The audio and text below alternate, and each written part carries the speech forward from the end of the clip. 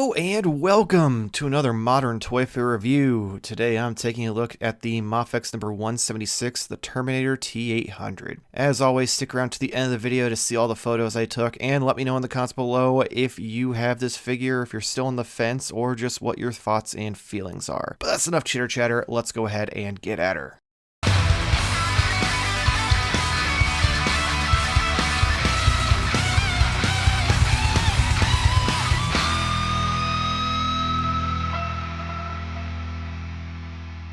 Alright, let's take a look at how Arnold turned out here.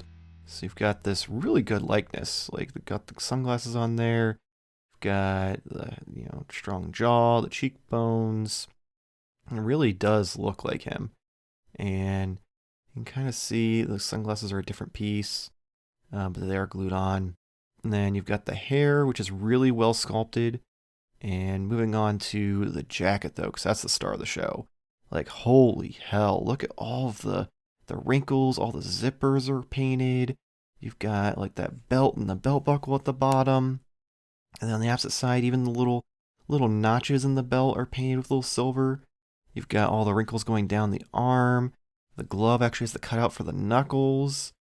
And even on the pants, you've got a lot of great, like, just folds and wrinkles and pockets just to kind of make it look like as amazing as possible. And there's a little pocket there, bunches up closer to the boots, which is nice. Yeah, they did a great job of blending the front of the knees into the pants. The boots, you got some straps on them, some buckles that are painted, a chain on the opposite side there, as you can see. There's the bottom. Better look at that chain. If we flip it around, though, we do have some stitching on the back here, going across the shoulders.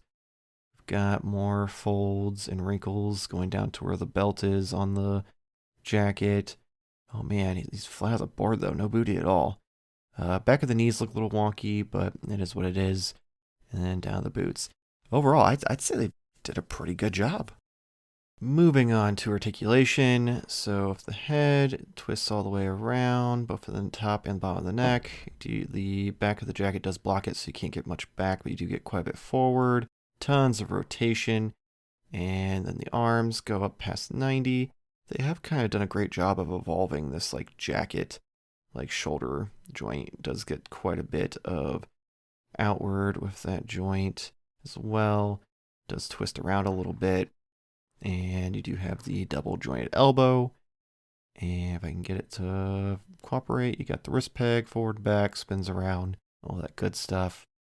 Out of the jacket, you do have two joints here with the shirt, more so at the hips than at the midsection, but you get decent amount of forward, decent amount back, nothing crazy, and the legs do go about that far out. They are a little loose though when you have them out. They do go up past 90 forward. Again, you can pull the joint down. It does have the pivot at the hip. Oh, and I did forget you can twist his abdomen as well. Single joint knee goes pretty far back. The ankle articulation is a little limited because of the way the boot is, but you can still get quite a bit. And then you do have the toe joint as well, like that. So realistically, I mean, considering he's a giant killer robot from the future who is based off of a bodybuilder, you can get him in any pose you want to, but he's not really supposed to be superposable.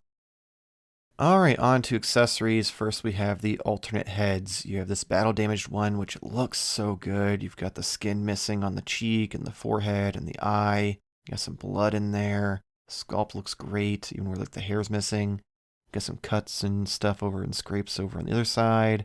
Just a really good like battle damage head. Then you have the long-haired Arnold head. This one looks really good. I really like the sculpt on the hair, like you can see like the strands and stuff and how flowy it is. Then you do have a set of trigger fingers, and again, I love the fact that the holes in the back are sculpted in. Got a pair of the relaxed finger hands. You got a set of jazz hands. And then you have this like slightly less, I guess, relaxed hands. You do have that hand cannon with the scope on it, which looks really nice with that silver and the black handle. The scope does not have any paint on the actual glass though. Then you do have just the little revolver here with the brown handle and the silver paint again. You got the black shotgun. with just that little silver piece there, but the sculpt looks amazing on it. You do have this AR, which looks nice. It's all black, has some really nice sculpt, looks really sleek. Even down there at the end of the barrel. And then you have the little SMG here, which looks really good. Some good sculpt in there, a lot of detail. And of course, you have the good old Mafex stand with all its posability.